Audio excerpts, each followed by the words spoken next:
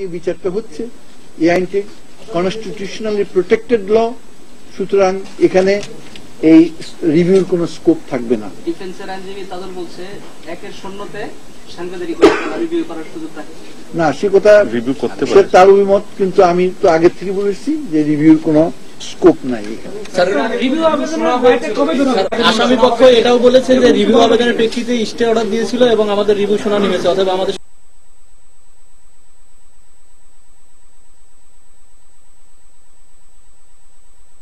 রিভিউর কোনো স্কোপ নাই। সংক্ষিপ্ত রায় মানে আদেশ শোনালো, এর পরবর্তী প্রক্রিয়াটা কি, আইনি প্রক্রিয়াটা কি? এই আইনি প্রক্রিয়া রায় যখন জেলে যাবে, পূর্ণাঙ্গ রায় যখন জেলে যাবে তখন পূর্ণাঙ্গ রায় প্রকাশের পর এটা নির্ভর করে, তারা যদি শর্ট অর্ডার দিয়ে পাঠান তখন কি হবে, তখন অপেক্ষা করতে হয়। কিন্তু আপিল বিভাগে আমি শর্ট অর্ডারের জন্য প্রার্থনা করেছিলাম, তা আপিল বিভাগ বলেছেন যে ওনারা দেখবেন এই ব্যাপারটা। স্যার, কাদের মোল্লার ক্ষেত্রে কি হয়েছিল, যে শর্ট অর্ডারে হয়েছিল নাকি পূর্ণাঙ্গ রায় প্রকাশ হওয়ার পরে তার সার্টিফিকেট কপি দিয়ে হয়েছিল? না, কাদের মোল্লার রায় পূর্ণাঙ্গ রায় প্রকাশিত হওয়ার পরই হয়েছে।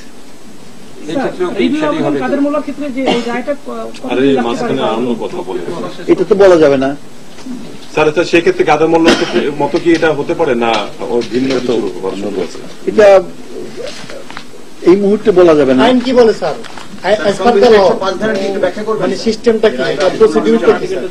105 আর্টিকেল এই কাদের মোল্লার ক্ষেত্রেও প্রযোজ্য হবে না বলে আমি বলেছিলাম। আমি এখনো বলছি অনুচ্ছেদ 105 সংবিধানের এই কামরুজ্জামানের ক্ষেত্রে প্রযোজ্য হবে না, অর্থাৎ তার রিভিউ চলবে না। সংক্ষিপ্ত রায় বা পূর্ণাঙ্গ রায় কোনটাতে জন্য মানে পরবর্তী পদক্ষেপ এটা এই মুহূর্তে বলা যাবে না, এটা জেল কর্তৃপক্ষ এবং সরকারের মাঝখানে। প্রচলিত আইনে যে রায় পাওয়ার যে 21 থেকে 27 দিনের যে বিধান, সেটি কি এটা তো বিশেষ আইনে বিচার হচ্ছে না? না, এটা সরকার এবং জেল কর্তৃপক্ষ।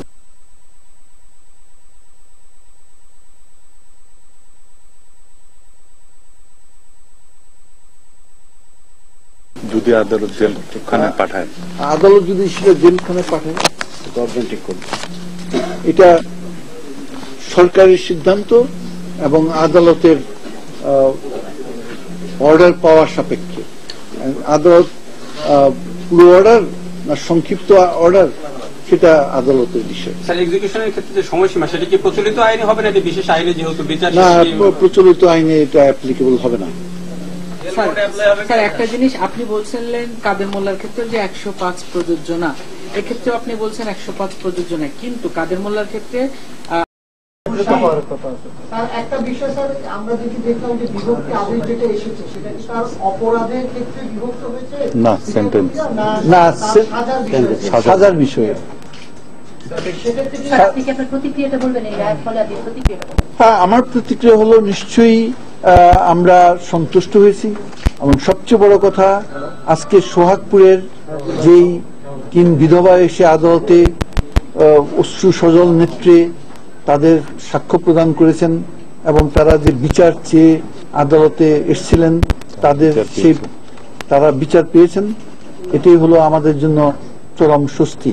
এবং একটি গ্রামকে সেই সময়ে আলবদররা পুরুষ শূন্য করে ফেলেছিল, যে গ্রামটি এখন বিধবা পল্লী নামে পরিচিত। কাজেই যারা মুক্তিকামী জনগণ, যারা স্বাধীনতাকে সমুন্নত রাখতে চান, যারা দেশে আইনের শাসন চান, যারা দেশে শাসনতন্ত্র প্রাধান্য চান, তারা, এবং যারা এই হত্যাযজ্ঞের শিকার হয়েছে এবং এই হত্যাযজ্ঞে যারা তাদের আত্মীয় স্বজনকে হারিয়েছে, মান সম্ভ্রম হারিয়েছে, ইজ্জত হারিয়েছে, সবাই আজকে স্বস্তির নিঃশ্বাস ফেলবে, সবাই আজকে সন্তুষ্ট হবে। এবং এই রায় নিয়ে যারা হরতাল ডাকে, আমি মনে করি তারা এটা আদালত অবমাননা করছে। তার কারণ হরতাল হতে পারে রাজনৈতিক ইস্যুতে, আদালতের রায়ের বিরুদ্ধে হরতাল ডাকার এটা চরম ধৃষ্টতা, আইনের প্রতি তাদের কোনো শ্রদ্ধাবোধ না থাকার প্রমাণ, এবং এটা আদালত অবমাননা। এটা সম্পূর্ণভাবে আদালত অবমাননা। আপনি বলছেন এটা আদালত অবমাননা, কিন্তু দীর্ঘদিন থেকে প্রত্যেকটা রায়ের পরেই তো এই হরতাল হয়ে আসছে, কিন্তু আপনাদের বিরুদ্ধে তো কোনো আইনগত ব্যবস্থা এখনো পর্যন্ত নেই। না, চিন্তা করে দেখবো। এটা আমরা চিন্তা করে দেখবো এবং এটা আদালতেরও বিষয়। স্যার, তাহলে কি স্যার এই প্রক্রিয়াটা থেকে এখনো ধূম্রজালের মধ্যে রইলো যে কিভাবে কি কার্যকর হবে? শুনেন, তার দেশের সর্বোচ্চ আদালত কামরুজ্জামানকে মৃত্যুদণ্ড দণ্ডিত করেছে। এই মৃত্যুদণ্ড কখন কবে কার্যকর হবে এটা কতগুলো প্রক্রিয়ার বিষয়, এগুলো নিয়ে খুব চিন্তার কোনো বিষয় না। আমরা একটা স্বস্তি পেয়েছি যে তার মৃত্যুদণ্ডটা বহাল আছে, এটাই। আপনি যে রায়ের শর্ট কপি চেয়েছেন, এটা আপনি কেন চেয়েছেন? আমি আপনাদের সাংবাদিকদের জন্য ব্রিফ করার জন্য চেয়েছি। একটা জায়গায় যদি একটু সামান্য করে বলেন যে আপনি বলছেন নিরাপদ উত্তর রিভিউ হবে না, ধরলাম রিভিউ হলো না, স্যার প্রসেসটা পরে কি হবে? আচ্ছা, শুনেন, দেশের একজন আসামি সে তো বহু রকম দরখাস্ত করতে পারে। তা এই সমস্ত দরখাস্ত কোনটার আইনগত ভিত্তি থাকবে, কোনটার আইনগত ভিত্তি থাকবে না। কাজেই একজন আসামি কি দরখাস্ত করলো কি করলো না সেটা তো বড় বিষয় না। বড় বিষয় হলো তার মৃত্যুদণ্ড বহাল আছে এবং এই মৃত্যুদণ্ড কার্যকর করারও তো স্যার একটি প্রক্রিয়া আছে, সময় লাগতে পারে। এটা সম্বন্ধে তো আমার পক্ষে বলা সম্ভব না যে কবে এটা কার্যকর হবে। প্রক্রিয়াটি স্যার, আমরা প্রক্রিয়াটা জানতে চাই। এটা এই রায়ের কপি যখন জেলে জেলখানায় যাবে তখনই জেল কর্তৃপক্ষ পদক্ষেপ নেবে। জেল কোড কি তারা অনুসরণ করবে স্যার? না, সেটা কি পূর্ণাঙ্গ কপি না শর্ট কপি? এটা নির্ভর করবে আদালতের নির্দেশের উপরে। আদালত যদি শর্ট কপি পাঠিয়ে দেন তার উপরে জেল কর্তৃপক্ষ পদক্ষেপ নিতে পারে। আদালত যদি মনে করেন পূর্ণাঙ্গ রায় পাঠাবেন তার উপরে নির্ভর করতে পারে। সেখানে আরো একটি বিষয় আছে স্যার, একটি বিষয় আছে যে এখানে রাষ্ট্রপতির কাছে ক্ষমা চাওয়ার একটা অপশন রয়েছে, তো সেটি কখন আসতে পারে এবং সেই যদি করে তাহলে সেটা জেল কর্তৃপক্ষ যে কোনো মৃত্যুদণ্ডপ্রাপ্ত আসামিকে জিজ্ঞেস করে যে আপনি রাষ্ট্রপতির কাছে ক্ষমা বিক্রয় করবেন কিনা, সেই সুযোগ নিশ্চয়ই জেল কর্তৃপক্ষ দেবে। এখানে জেল কোড মানার কোনো বাধ্যবাধকতা আছে? জেল কোডই বলতে কি বুঝাইতেছেন?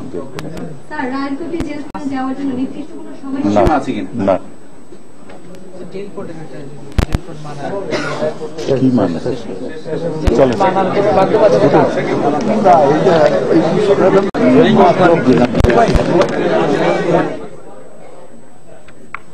দর্শক, মৃত্যুদণ্ড